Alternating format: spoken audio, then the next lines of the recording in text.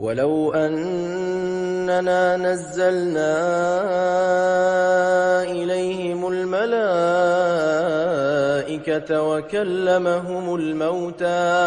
وكلمهم الموتى وحشرنا عليهم كل شيء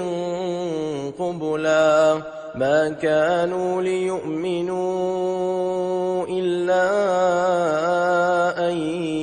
يشاء الله ولكن أكثرهم يجهلون وكذلك جعلنا لكل نبي عدوا شياطين الإنس والجن يوحي بعضهم إلى بعض زخرف القول غرورا ولو شاء ربك ما فعلوه فذرهم وما يفترون ولتصغى إليه أفئدة الذين لا يؤمنون بالآخرة وليرضوه وليقترفوا ما هم مقترفون أفغير الله أبتغي حكما وهو الذي أنزل إليكم الكتاب مفصلا والذين آتيناهم الكتاب يعلمون أنه منزل من ربك بالحق فلا تكونن من الممترين وتمت كلمة ربك صدقا وعدلا لا مبدل لكلماته وهو السميع العليم وإن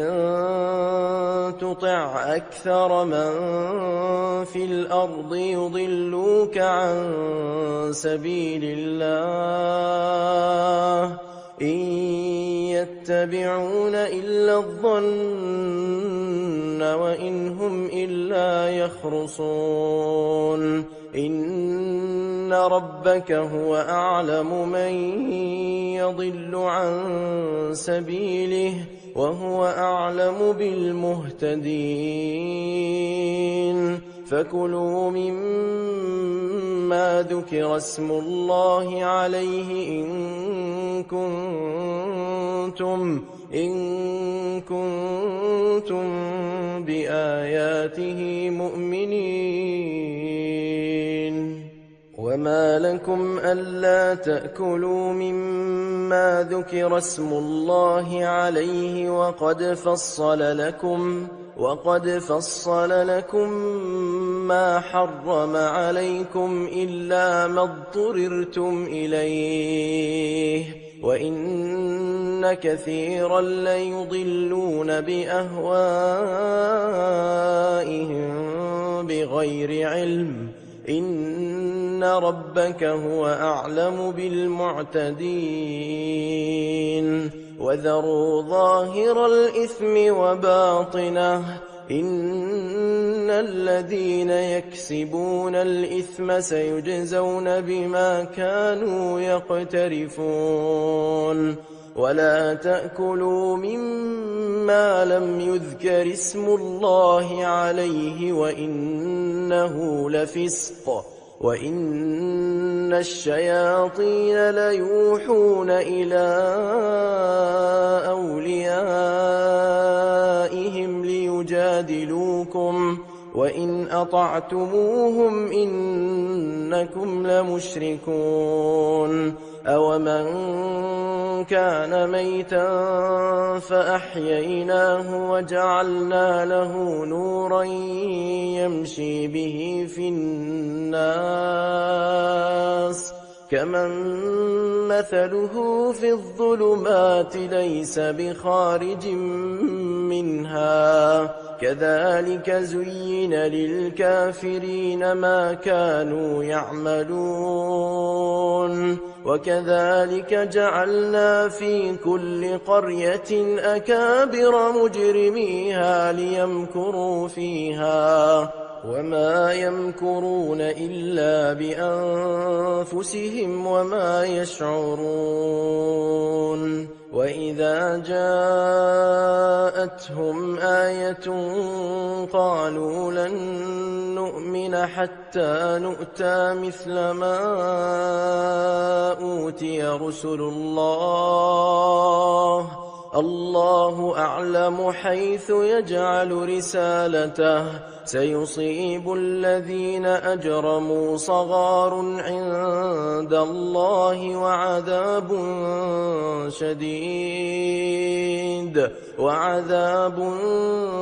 شديد بما كانوا يمكرون فمن يرد الله أن يهديه يشرح صدره للإسلام ومن يرد أن يضله يجعل صدره ضيقا حرجا كأنما يصعد في السماء كذلك يجعل الله الرجس على الذين لا يؤمنون وهذا صراط ربك مستقيما قد فصلنا الآيات لقوم يذكرون لهم دار السلام عند ربهم وهو وليهم بما كانوا يعملون ويوم يحشرهم جميعا يا معشر الجن قد استكثرتم من الإنس وقال أولياؤهم من الإنس ربنا استمتع بعضنا ببعض وبلغنا أجلنا الذي أجلت لنا قال النار مثواكم خالدين فيها إلا ما شاء الله إن ربك حكيم عليم وكذلك نولي بعض الظالمين بعضا بما كانوا يكسبون يا معشر الجن والإنس ألم يأتكم رسل منكم يقصون عليكم آياتي وينذرونكم لقاء يومكم هذا قالوا شهدنا على أنفسنا وغرتهم الحياة الدنيا وشهدوا على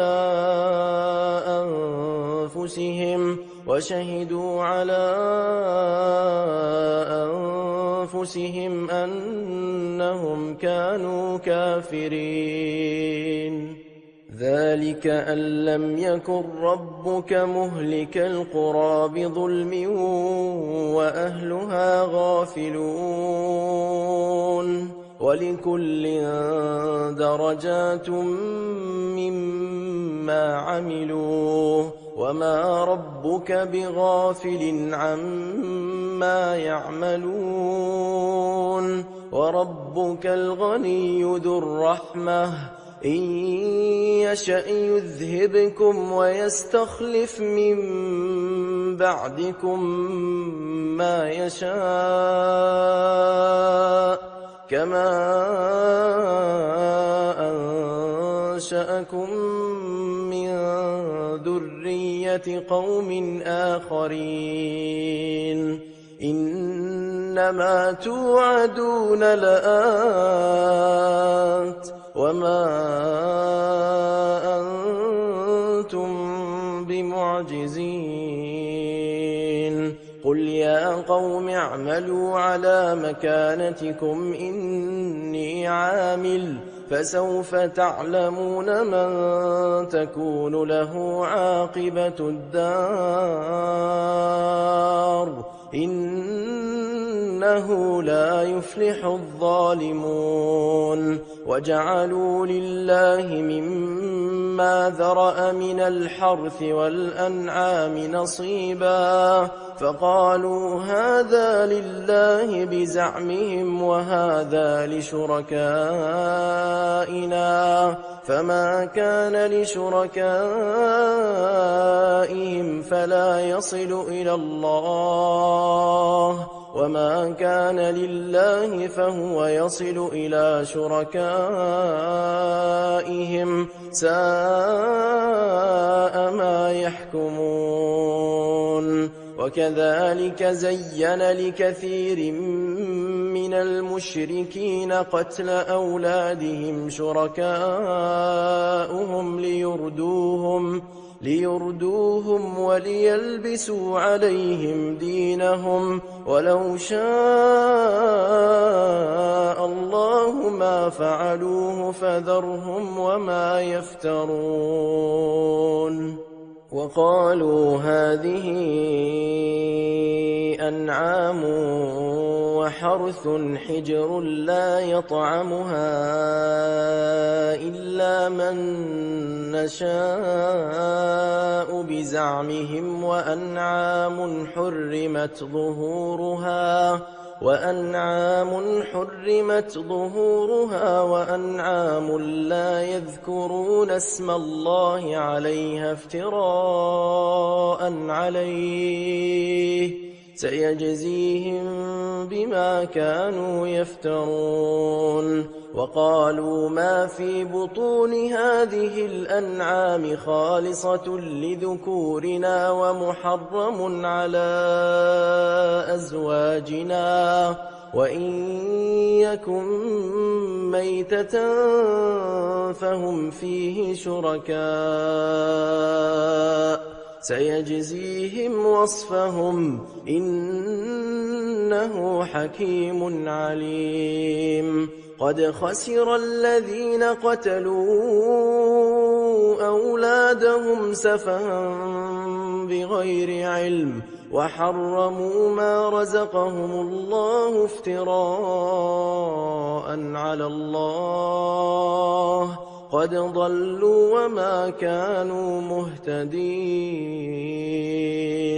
وهو الذي أنشأ جنات معروشات وغير معروشات والنخل والزرع مختلفا أكله والزيتون والرمان متشابها وغير متشابه كلوا من ثمره إذا أثمر وآتوا حقه يوم حصاده ولا تسرفوا إنه لا يحب المسرفين ومن الأنعام حمولة وفرشا كلوا مما رزقكم الله ولا تتبعوا خطوات الشيطان إنه لكم عدو مبين 8 أزواج من الضأن 2 ومن المعز 2 قل أذكرين حرم أم الأنثيين أما اشتملت عليه أرحام الأنثيين نبئوني بعلم إن كنتم صادقين ومن الإبل 2 ومن البقر 2 قل الذكرين حرم أم الأنثيين أما اشتملت عليه أرحام الأنثيين أم كنتم شهداء إذ وصاكم الله بهذا فمن أظلم ممن افترى على الله كذبا ليضل الناس بغير علم إن الله لا يهدي القوم الظالمين قل لا أجد فيما أوحي إلي محرما على طاعم يطعمه إلا أن يكون ميتة أو دما مسفوحا أو لحم خنزير فإنه رجس أو فسقا أهل لغير الله به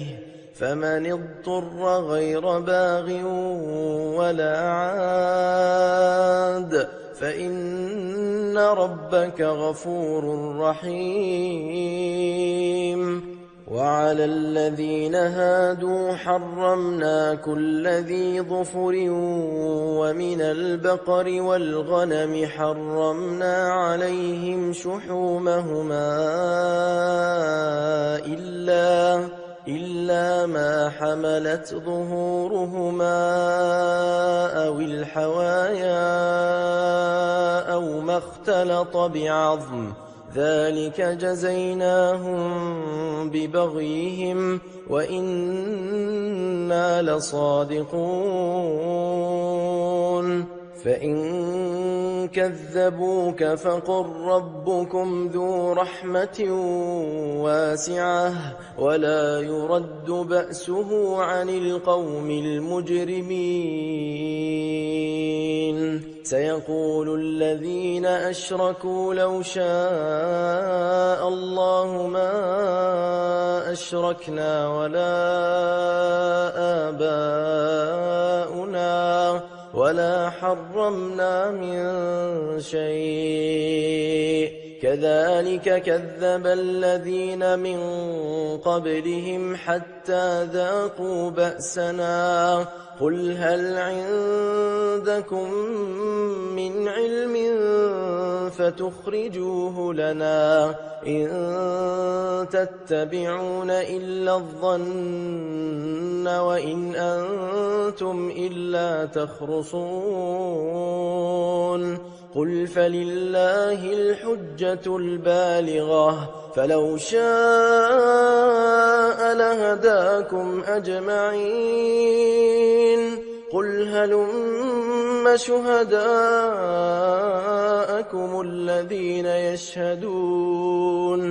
الذين يشهدون أن الله حرم هذا فإن شهدوا فلا تشهد معهم ولا تتبع أهواء الذين كذبوا بآياتنا والذين لا يؤمنون بالآخرة وهم بربهم يعدلون قل تعالوا أتل ما حرم ربكم عليكم ألا تشركوا به شيئا وبالوالدين إحسانا ولا تقتلوا أولادكم من إملاق نحن نرزقكم وإياهم ولا تقربوا الفواحش ما ظهر منها وما بطن ولا تقتلوا النفس التي حرم الله إلا بالحق ذلكم وصاكم به لعلكم تعقلون ولا تقربوا مال اليتيم إلا بالتي هي أحسن حتى يبلغ أشده وأوفوا الكيل والميزان بالقسط لا نكلف نفسا إلا وسعها وإذا قلتم فاعدلوا ولو كان ذا قربى وبعهد الله أوفوا ذلكم وصاكم به لعلكم تذكرون وأن هذا صراطي مستقيما فاتبعوه ولا تتبعوا السبل فتفرق بكم عن سبيله ذلكم وصاكم به لعلكم تتقون ثم آتينا موسى الكتاب تماما على الذي أحسن وتفصيلا لكل شيء وهدى ورحمة لعلهم بلقاء ربهم يؤمنون وهذا كتاب أنزلناه مبارك فاتبعوه واتقوا لعلكم ترحمون أن تقولوا إنما أنزل الكتاب على طائفتين من قبلنا وإن كنا عن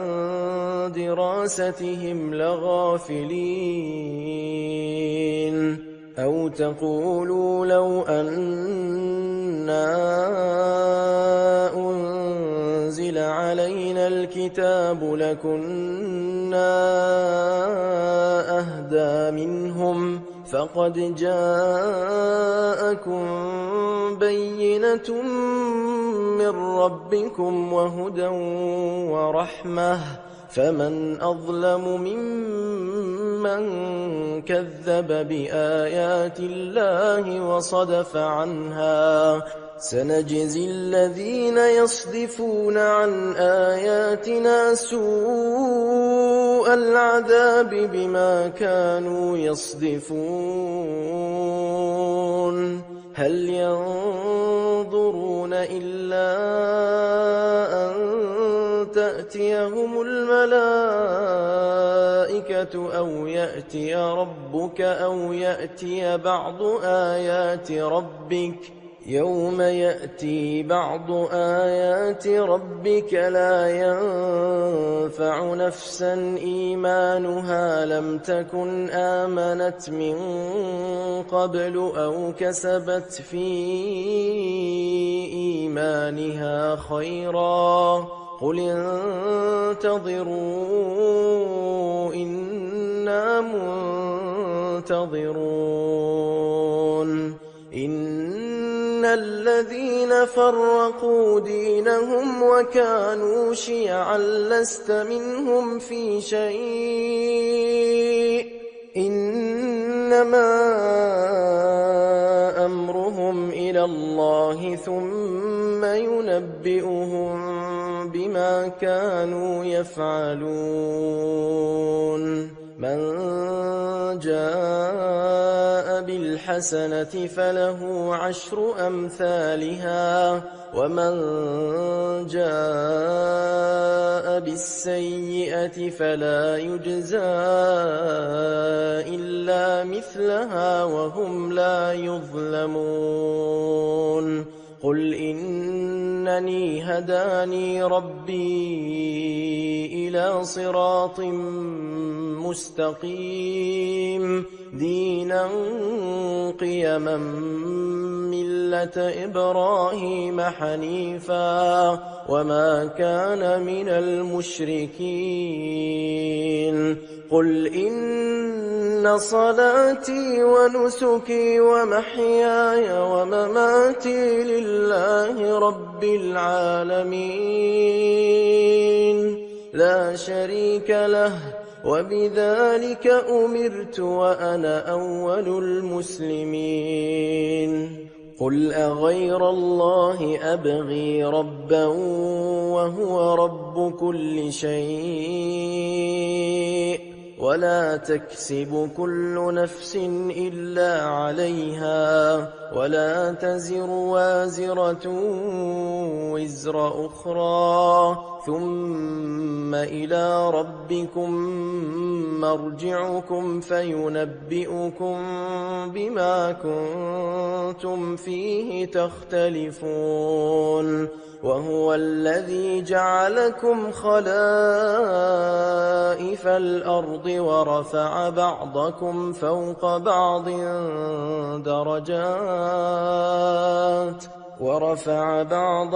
فوق بعض درجات ليبلوكم فيما آتاكم إن ربك سريع العقاب وإنه لغفور رحيم بسم الله الرحمن الرحيم ألف لام ميم صاد كتاب أنزل إليك فلا يكن في صدرك حرج منه لتنذر به وذكرى للمؤمنين اتبعوا ما أنزل إليكم من ربكم ولا تتبعوا من دونه أولياء قليلا ما تذكرون وكم من قرية أهلكناها فجاءها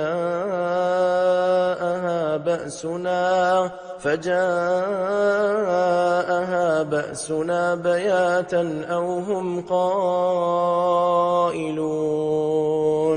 فما كان دعواهم إذ جاءهم بأسنا إلا أن قالوا إنا كنا ظالمين فلنسألن الذين أرسل إليهم ولنسألن المرسلين فلنقصن عليهم بعلم وما كنا غائبين والوزن يومئذ الحق فمن ثقلت موازينه فأولئك هم المفلحون ومن خفت موازينه فأولئك الذين خسروا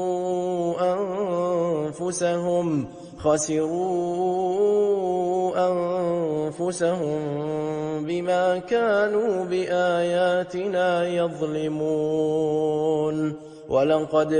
مكناكم في الأرض وجعلنا لكم فيها معايش قليلا ما تشكرون ولقد خلقناكم ثم صورناكم ثم قلنا للملائكة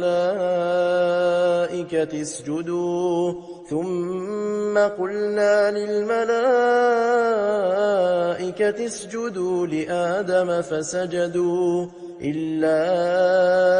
إبليس لم يكن من الساجدين قال ما منعك ألا تسجد إذ أمرتك قال أنا خير منه خلقتني من نار وخلقته من طين قال فاهبط منها فما يكون لك أن تتكبر فيها فاخرج إنك من الصاغرين قال أنظرني إلى يوم يبعثون قال إنك من المنظرين قال فبما أغويتني لأقعدن لهم صراطك المستقيم ثم لآتينهم من بين أيديهم ومن خلفهم وعن أيمانهم وعن شمائلهم ولا تجد أكثرهم شاكرين قال اخرج منها مذءوما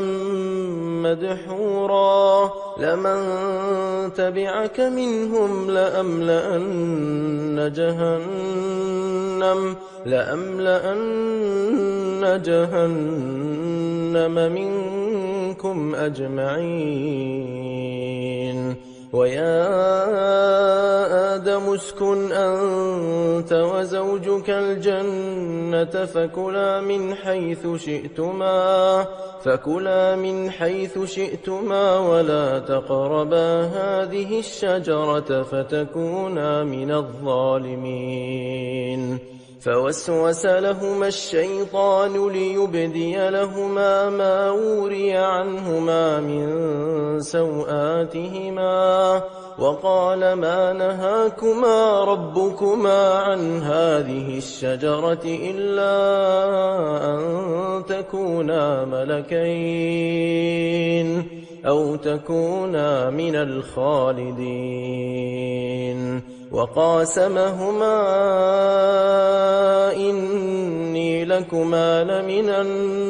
الناصحين فدلاهما بغرور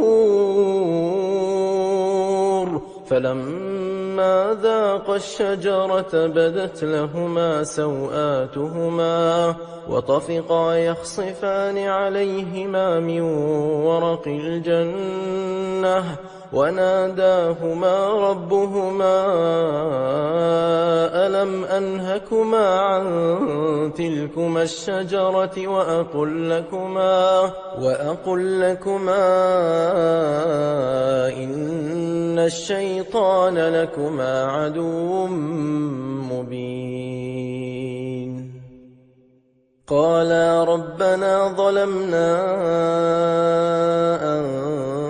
أنفسنا وإن لم تغفر لنا وترحمنا لنكونن من الخاسرين قال اهبطوا بعضكم لبعض عدو ولكم في الأرض مستقر ومتاع إلى حين قال فيها تحيون وفيها تموتون ومنها تخرجون يا بني آدم قد أنزلنا عليكم لباسا يواري سوآتكم وريشا ولباس التقوى ذلك خير ذلك من آيات الله لعلهم يذكرون يا بني آدم لا يفتننكم الشيطان كما أخرج أبويكم من الجنة ينزع عنهما لباسهما ليريهما سوآتهما إنه يراكم هو وقبيله من حيث لا ترونهم إنا جعلنا الشياطين أولياء للذين لا يؤمنون وإذا فعلوا فاحشة قالوا وجدنا عليها آباءنا والله أمرنا بها قل إن إن الله لا يأمر بالفحشاء أتقولون على الله ما لا تعلمون قل أمر ربي بالقسط وأقيموا وجوهكم عند كل مسجد وادعوه مخلصين له الدين كما بدأكم تعودون فريقا هدى وفريقا حق عليهم الضلالة إنهم اتخذوا الشياطين أولياء من دون الله ويحسبون أنهم مهتدون يا بني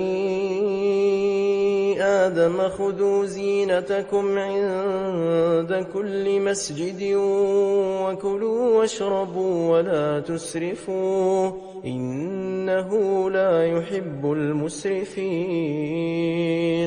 قل من حرم زينة الله التي أخرج لعباده والطيبات من الرزق قل هي للذين آمنوا في الحياة الدنيا خالصة يوم القيامة كذلك نفصل الآيات لقوم يعلمون قل إنما حرم ربي الفواحش ما ظهر منها وما بطن والإثم والبغي بغير الحق وأن تشركوا بالله ما لم ينزل به سلطانا وأن تقولوا على الله ما لا تعلمون ولكل أمة أجل فإذا جاء أجلهم لا يستأخرون ساعة ولا يستقدمون يا بني آدم إما يأتينكم رسل منكم يقصون عليكم آياتي فمن اتقى وأصلح فلا خوف عليهم ولا هم يحزنون والذين كذبوا بآياتنا واستكبروا عنها أولئك أصحاب النار هم فيها خالدون فمن أظلم ممن افترى على الله كذبا أو كذب بآياته أولئك ينالهم نصيبهم من الكتاب حتى إذا جاءتهم رسلنا يتوفونهم قالوا أين ما كنتم تدعون من دون الله قالوا ضلوا عنا وشهدوا على أنفسهم أنهم كانوا كافرين قال ادخلوا في قد خلت من قبلكم من الجن والإنس في النار كلما دخلت أمة لعنت أختها حتى إذا اداركوا فيها جميعا قالت أخراهم لأولاهم ربنا هؤلاء أضلونا فآتهم عذابا ضعفا من النار قال لكل ضعف ولكن لا تعلمون وقالت أولاهم لأخراهم فما كان لكم علينا من فضل فذوقوا العذاب بما كنتم تكسبون إن الذين كذبوا بآياتنا واستكبروا عنها لا تفتح لهم أبواب السماء ولا يدخلون الجنة حتى يلج الجمل في سم الخياط وكذلك نجزي المجرمين لهم من جهنم مهاد ومن فوقهم غواش وكذلك نجزي الظالمين والذين آمنوا وعملوا الصالحات لا نكلف نفسا إلا وسعها أولئك أصحاب الجنة هم فيها خالدون ونزعنا ما في صدورهم من غل تجري من تحتهم الأنهار وقالوا الحمد لله الذي هدانا لهذا وما كنا لنهتدي لولا أن هدانا الله لقد جاءت رسل ربنا بالحق ونودوا أن تلكم الجنة أورثتموها بما كنتم تعملون ونادى أصحاب الجنة أصحاب النار أن قد وجدنا ما وعدنا ربنا حقا فهل وجدتم ما وعد ربكم حقا قالوا نعم فأذن مؤذن بينهم اللعنة الله على الظالمين الذين يصدون عن سبيل الله ويبغونها عوجا وهم بالآخرة كافرون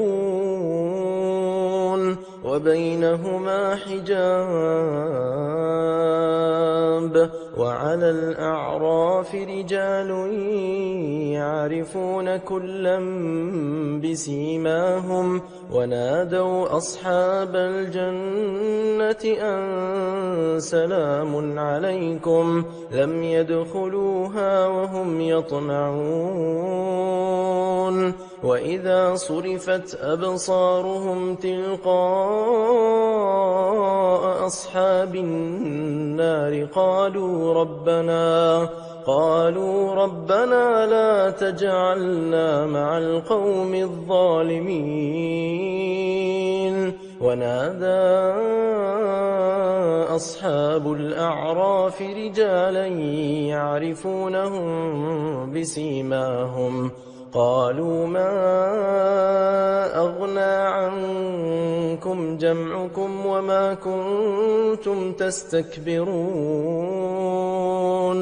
أهؤلاء الذين أقسمتم لا ينالهم الله برحمة ادخلوا الجنة لا خوف عليكم ولا أنتم تحزنون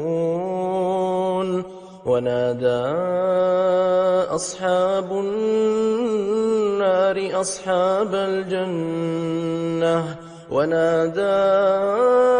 أصحاب النار أصحاب الجنة أن أفيضوا علينا من الماء أو مما رزقكم الله قالوا إن الله حرمهما على الكافرين الذين اتخذوا دينهم لهوا ولعبا وغرتهم الحياة الدنيا فاليوم ننساهم كما نسوا لقاء يومهم هذا وما كانوا بآياتنا يجحدون ولقد جئناهم بكتاب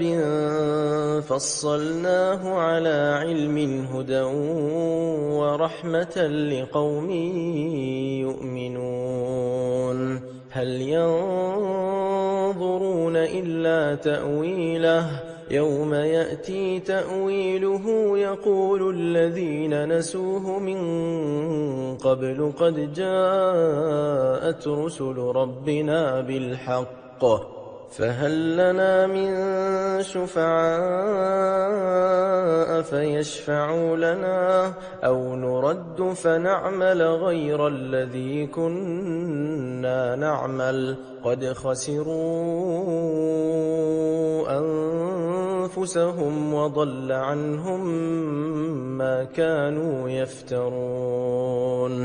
إن ربكم الله الذي خلق السماوات والأرض في 6 أيام ثم استوى على العرش يغشي الليل النهار يطلبه حثيثا والشمس والقمر والنجوم مسخرات بأمره ألا له الخلق والأمر تبارك الله رب العالمين ادعوا ربكم تضرعا وخفية إنه لا يحب المعتدين ولا تفسدوا في الأرض بعد إصلاحها وادعوه خوفا وطمعا إن رحمة الله قريب من المحسنين وهو الذي يرسل الرياح بشرا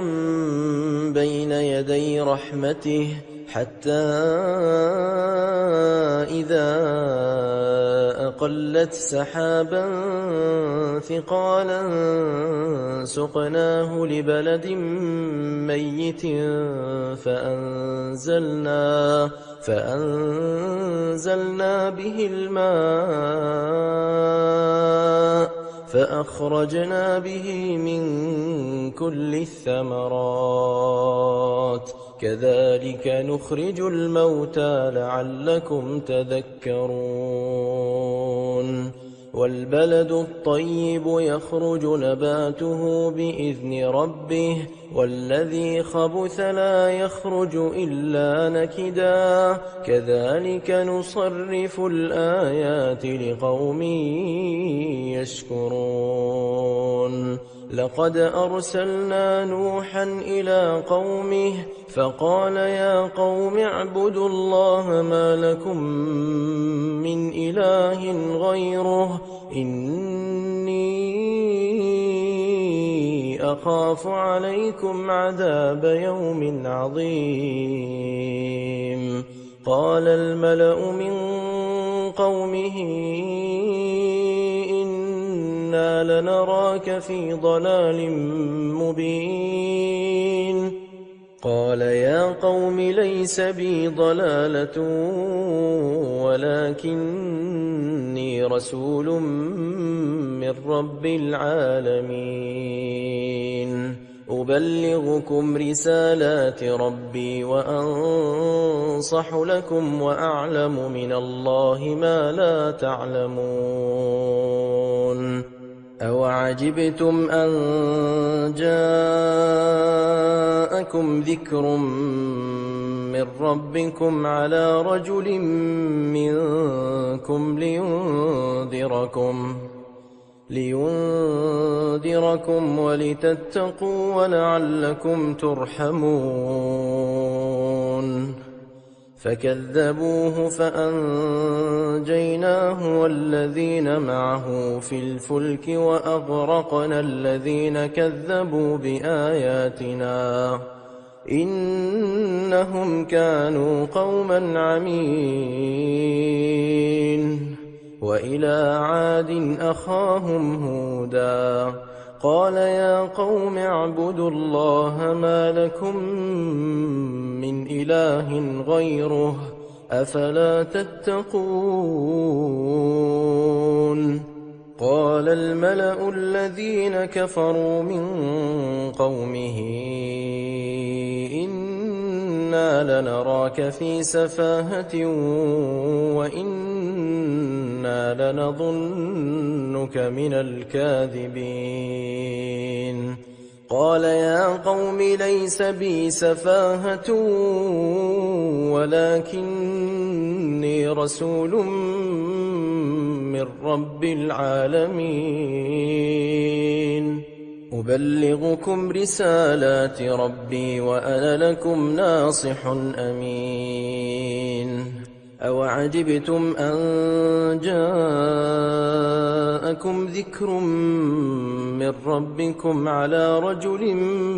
منكم لينذركم واذكروا إذ جعلكم خلفاء من بعد قوم نوح وزادكم في الخلق بسطة فاذكروا آلاء الله لعلكم تفلحون. قالوا أجئتنا لنعبد الله وحده ونذر ما كان يعبد آباؤنا فأتنا بما تعدنا إن كنت من الصادقين. قال قد وقع عليكم من ربكم رجس وغضب أتجادلونني في أسماء سميتموها أنتم وآباؤكم ما نزل الله بها من سلطان فانتظروا إني معكم من المنتظرين. فأنجيناه والذين معه برحمة منا وقطعنا دابر الذين كذبوا بآياتنا وما كانوا مؤمنين. وإلى ثمود أخاهم صالحا قال يا قوم اعبدوا الله ما لكم من إله غيره قد جاءتكم بينة من ربكم هذه ناقة الله لكم آية فذروها تأكل في أرض الله ولا تمسوها بسوء فيأخذكم عذاب أليم. واذكروا إذ جعلكم خلفاء من بعد عاد وبوأكم في الأرض تتخذون من